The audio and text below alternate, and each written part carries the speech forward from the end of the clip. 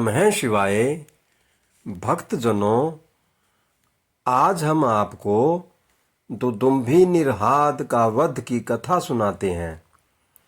58वां अध्याय, पंचम खंड, श्री रुद्र संहिता, शिव महापुराण।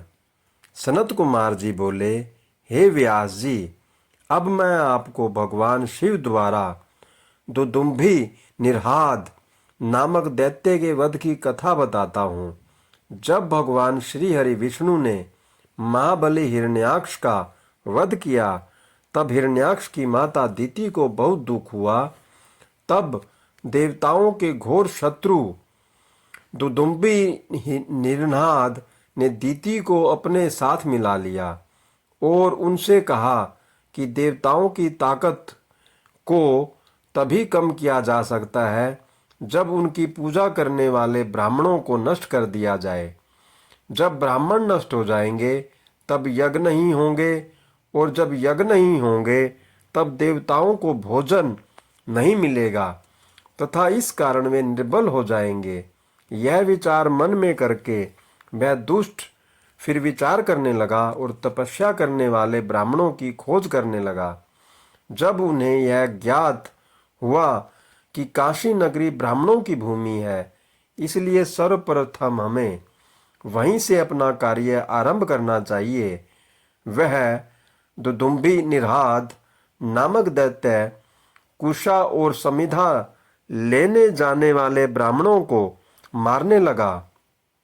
वह नदियों और तालाबों में जलजीव बनकर छिप जाता तथा वहां स्नान करने आए साधुओं और तपस्वियों को वहीं मार देता तथा वनों में वनचर बनकर ब्राह्मणों का वध कर देता।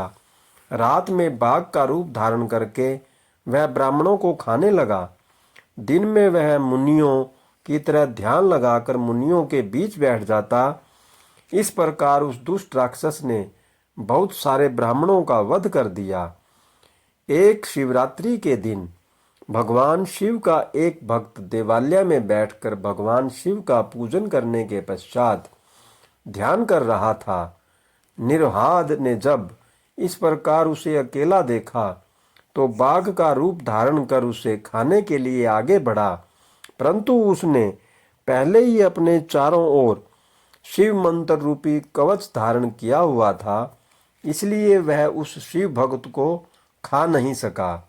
इधर भक्त वत्सल भगवान शिव ने अपने भक्त पर आए उस संकट को जान लिया।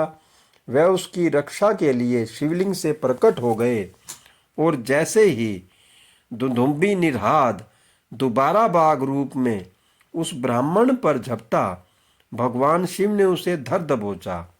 फिर उसे अपने बगल में दबाकर उन्होंने उसके सिर पर मुक्के से प्रहार किया। उस दैत्य की भयानक चिंगार से पूरा आकाश गूंज उठा, जिसे सुनकर आसपास जो भी ब्राह्मण और तपस्वी थे तुरंत उस स्थान की ओर दौड़े और वहां का अद्भुत दृश्य देखकर आश्चर्यचकित हो गए। भगवान शिव ने उस दुदुम्भी निरहाद नामक असुर को अपनी बगल में दबा रखा था। यह देखकर सभी ब्राह्मण और भक्तजन हाथ जोड़कर भगवान शिव की आराधना करने लगे। तब उनकी भक्ति भावना से की गई आराधना को सुनकर भगवान शिव बोले, हे मेरे प्रिय भक्तों, जो मनुष्य यहाँ आकर श्रद्धा भाव से मेरे स्वरूप का दर्शन करेगा, मैं उसके सभी कष्टों और दुखों का नाश कर दूंगा। मेरे इस लिंग का स्मरण करने के पश्चात आरंभ किए गए हर कार्य में मनुष्यों को सफलता मिलेगी। इस संसार में जो भी मनुष्य व्याघेश्वर नामक उत्तम शिवलिंग के प्राकट्य के इस उत्तम चरित्र को स्वच्छ निर्मल मन एवं श्रद्धा भाव से सुनेगा, सुनाएगा, पढ़ेगा या पढ़ाएगा, उसकी सभी मनोकामनाएं अवश्य पूरी होंगी तथा उसके समस्त दुखों और कष्टों का नाश होगा। अतः मैं उस मनुष्य को मोक्ष की प्राप्ति होगी। भगवान शिव की उत्तम लीला से संबंधित यह कथा स्वर्ग, यश और आयु प्रदान करने वाली तथा वंश वृद्धि करने वाली है। ओम नमः शिवाय। हर हर महादेव। जय शिव शंभू। जय भोलेनाथ।